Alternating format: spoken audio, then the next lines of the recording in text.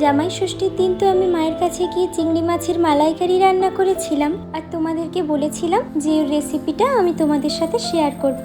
সেদিন আমি কিভাবে চিংড়ি মাছের মালাইকারিটা করেছিলাম সেটা আজকে তোমাদেরকে বলছি। প্রথমেই একটা মশলা রেডি করে নিয়েছিলাম, যার মধ্যে দিয়েছিলাম একটু কালো সর্ষে আর বেশ অনেকগুলো কাজু বাদাম আর কিছুটা টক দই। ওই 3-4 চামচ মতো টক দই নিয়েছিলাম আর একটা বাটিতে 4টে মতো পেঁয়াজ কুচিয়ে নিয়েছিলাম। আর দিদা চিংড়ি মাছগুলোকে আগে থেকে ধুয়ে তাতে নুন, হলুদ, তেল মাখিয়ে রেখে দিয়েছিল।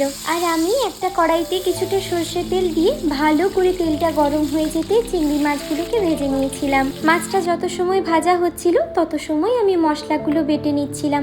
প্রথমেই পেঁয়াজগুলোকে একটা মিক্সির জারের মধ্যে দিয়ে তার মধ্যে অল্প একটু জল অ্যাড করে ভালোভাবে একটা পেঁয়াজের পেস্ট বানিয়ে নিয়েছি। পেঁয়াজে সাধারণত আমি জল দিয়ে বাটি না, এমনিই বেটে নিই, কিন্তু সেদিন যেহেতু অনেকটা পেঁয়াজ ছিল আর ভর্তিও হয়ে গিয়েছিল তাই জন্য অল্প একটু জল দিয়েই পেঁয়াজটা বেটেছিলাম। আর তত সময় মাছটার একদিক ভাজা হয়ে যেতে আরেক দিক উল্টে দিয়েছি। আর সেই সময়টা আমি ওই যে একটা বাটিতে সর্ষে, কাজু বাদাম আর টক দই দিয়ে রেখেছিলাম সেটা দিয়ে একটা মশলা বানিয়ে নিয়েছি। প্রথমে ওই 3টে জিনিসকে মিক্সির জারের মধ্যে দিয়েছি আর তার মধ্যে অ্যাড করেছি একটু মৌরি গুঁড়ো, এতে না ফ্লেভারটা বেশ সুন্দর আসে। এবার সবগুলো দিয়ে মিক্সির জারের মধ্যে একটু জল অ্যাড করে একটা পেস্ট বানিয়ে নিয়েছি।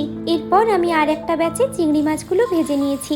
সব মাছগুলো ভাজা হয়ে যেতে ওই তেলের মধ্যেই দিয়েছি একটু গোটা গরম মশলা। মশলাগুলো দিয়ে সুন্দর স্মেল ছাড়লে তারপরে দিয়েছি ওই পেঁয়াজ বাটাটা। অল্প একটু লবণ অ্যাড করে পেঁয়াজটাকে বেশ ভালোভাবে কষিয়ে নিয়েছি। এরপরে দিয়েছি আদা রসুন বাটা, ওই 1.5 চামচ মতো করে আদা রসুনের পেস্টটা দিয়েছিলাম। সবগুলোকে বেশ ভালো করে কষিয়ে নেওয়ার পরে মশলাটা থেকে তেল ছেড়ে আসতে ওই যে সেই সর্ষে, কাজু, দই আর মৌরির পেস্টটা রেডি করেছিলাম সেইটাকে দিয়েছি। আর সাথে মিক্সির জারটা ধুয়ে অল্প একটু জল অ্যাড করেছি।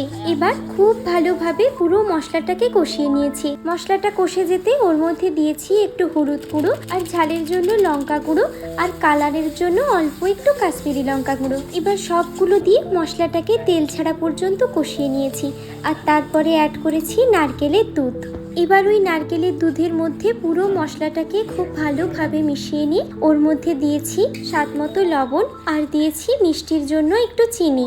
এবার মশলাটাকে কিছু সময় বেশ ভালো করে ফুটিয়ে নিয়েছিলাম। খুব ভালোভাবে ফুটে যেতে ওর মধ্যে অ্যাড করেছি ভেজে রাখা চিংড়া মাছগুলো দিয়ে আর ওই মিনিট 10 মতো ফুটিয়ে নিয়েছিলাম।